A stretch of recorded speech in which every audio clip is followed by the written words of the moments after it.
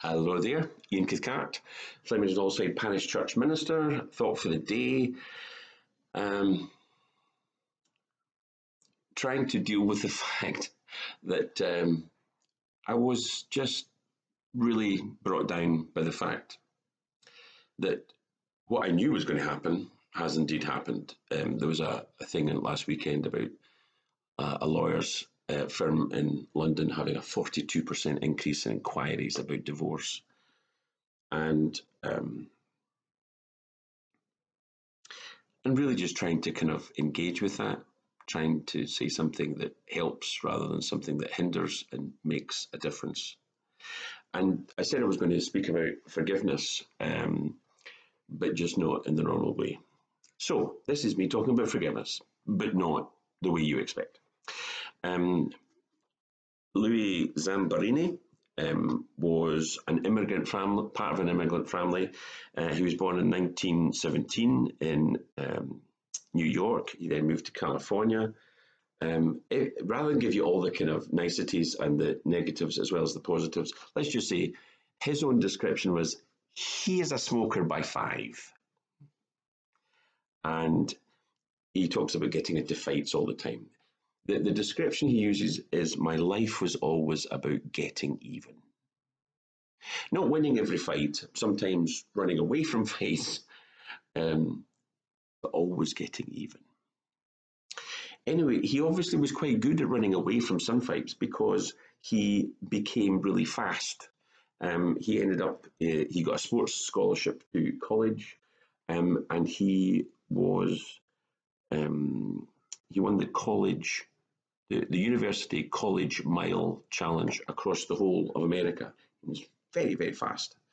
But alongside the kind of Olympic ambitions and the athleticism, there's this side where, well, he's starting with fighting. He's, let's just say it's when he's getting into his teenage years, later teenage years and 20-something years, it's prohibition. And so he, as people often wanted to say, he gets in with the wrong crowd, and he is hijacking alcohol and stealing it, stealing trucks and all that kind of stuff, and becoming a problem for everybody in his family. So they push him with regard to the athletics, and he ends up qualifying for the 5,000 meters and goes to the Olympics representing America, which was no mean achievement. That's very, very impressive. He came 8th in the final. So he obviously didn't win it, but even here, later on in the army, his nickname was Lucky Louie, and you see it all through his life. Even here, he had a very, very good last lap. So he was way behind, and he came very close to being much higher in the rankings of the final listing, being on the podium. So he's on 8th, but Adolf Hitler, remember it's the 1936 Olympics, so it's Berlin, and Adolf Hitler specifically wanted to see and meet this Louis Zamperini, because he described the boy with the fast finish. And so going back to America after all this, he went back a star. We didn't really know how World War II was going to start and how it was going to finish. And so basically, he was just somebody who had mixed with the leaders and the hoi polloi of Europe and had come back having done not too badly. He goes back to his ill-gotten gains, but relatively soon it becomes clear that the war is coming. And so he ends up with the Army Air Corps, based in the Pacific, based in Hawaii. And so once the war is actually ongoing, he's involved in a B-24, and basically they set off. The plane was not being well maintained. It was really a plane that they took spare parts for other planes. Anyway, the point is, it crashes 800 miles south of Hawaii. Of the 11 airmen on the plane, 8 of them die in the crash, and 3, the pilot, the tail gunner, as he refers, tail gunner McNamara, and Louis Zamperini, they're the only 3 that survive. After the first week, they stopped sending out rescue planes. They did see rescue planes, but the rescue planes didn't see them. And then they are, for 3 weeks, they are attempting to survive. An albatross lands on the boat. They kill that. Instead of eating it, they use it as bait for fish. And so they live on fish for quite a long time.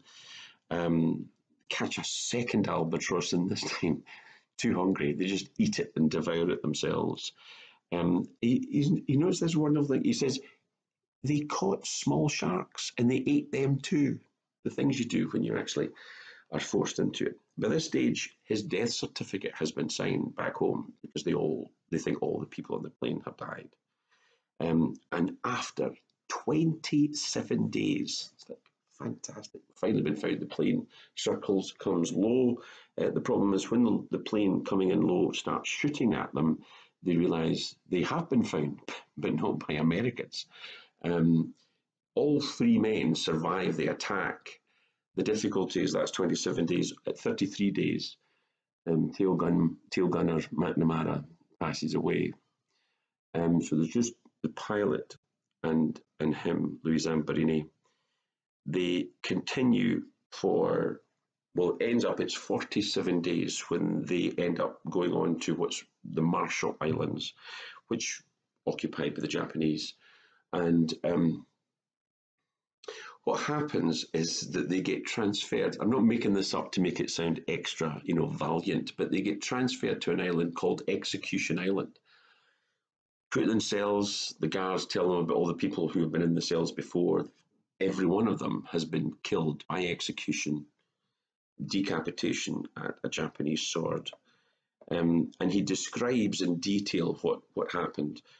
He's 65 pounds in weight. He's living with constant diarrhea, and tea time was 1 meal in the day, 1 meal, and we would throw in a rice bowl and on the dirt, and they had to clean it out as best they could. But the main difficulty was they were being tortured. Some of them were just being tortured generally, but there was one particular officer, Matsu Watanabe. I hope that's the right pronunciation. Anyway, the point is, thankfully, he went by the nickname, or at least the POWs gave him the nickname the Bird, and he appears to have had a real celebratory joy in his work of torturing people. By that time, the Japanese had worked out who they had. They had this Olympian hero, and so they got him to broadcast. And Louis was keen to do it because that would mean his family would know he was still alive. But the second broadcast they wanted him to do was it was all about how great Japan was and how America was going to lose the war. So he said, I'm not going to do that. So they sent him back to this slave camp, sent him back to the Bird, and the torture just continued. So ultimately what happens is you get to September 1945, the war is over, he's home back in California. Within I think it's 2 months, he meets this woman called Sissy. He proposes to her within 10 days. And, well, the fairy tale comes to an end. But again, as he explains it, he said, they can let you out of the prison cell, but your brain is still in the prison. He said, literally, from the day when he was home, the nightmares began. And this fairy tale marriage that he had to this phenomenal woman, and they ended up having 2 children. He said this fantastic story of survival and life that had, come so close to ending and then ended so well. He's happily married. He's got two children. He said, my wife ended up talking about divorce, and he's saying she had every cause to be talking in that way because the nightmares were so horrible, but my response to them was to drink. And whatever I was, I certainly wasn't the husband that she was thinking she was marrying. His wife Sissy goes to a meeting. I think she called it a prayer meeting, but it transpires this prayer meeting was being organised by Billy Graham, And she becomes a Christian, and she says to her husband that he has to go too. He's quite clear. He doesn't want to go. But what he does want to do is save his marriage. And he goes to this meeting and becomes a Christian. And again, it's one of those things where you like, oh, well, that's nice. The thing is, he said, I know God was in my life because from that day forward, he said, I'd had these nightmares for years at this stage. He said, I stopped drinking that night, and the nightmares stopped that night.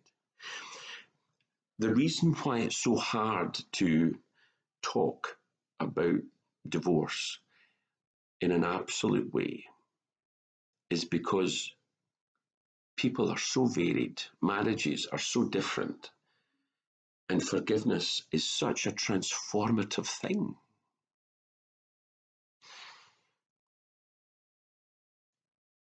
Louis Zamperini ended up going back to Japan to forgive the Japanese guards that he had met, the ones who told him, you come to Execution Island, the various guards that had made his life horrific. He specifically tried to seek out to visit the bird, and the bird did not want to visit him. The point is, this individual who had so much reason to not forgive ended up being used at various events to talk about forgiveness by Billy Graham, going to Japan and talking about forgiveness towards the people who had done unspeakable things to him. He says, a lack of forgiveness is the way you end up not being healed yourself. He focused on what Christ had done for him, and he ended up, his marriage was saved because the forgiveness was real. Why am I telling you all that right now? Well, simply because tomorrow night, Thursday night, the television has got a film on. It's 9 o'clock. It's film 4, and it's called Unbroken. It's a film directed by Angelina Jolie, no less. She's not in the film, but she directs it, and it's called Unbroken because the life of Louis Zamperini it was written as a book by Laura Hillenbrand, and the book became a massive bestseller. I've never seen the film. I know the story of Louis Zamperini's life, but what I'm saying is it was a major Hollywood kind of film which seeks to show what happens when people bring forgiveness into their marriage and the way things get turned around. Is there anyone you need to tell to watch that film tomorrow night, Thursday, 9 p.m. on Film 4? Or is it just you that needs to watch it? Because it is a stoter of a film. The point is, not everything we need to reflect on and think about comes out the pages of a Bible. Sometimes it's the reality of a lived life, given back to God. That is what shows us what forgiveness is like. So until you watch it, and if you can't watch it, record it and see it sometime so that you understand what it means to go with God. It's to show the forgiveness that we've been shown. And if you do that, you don't just get to go with God, but God goes with you. Bye.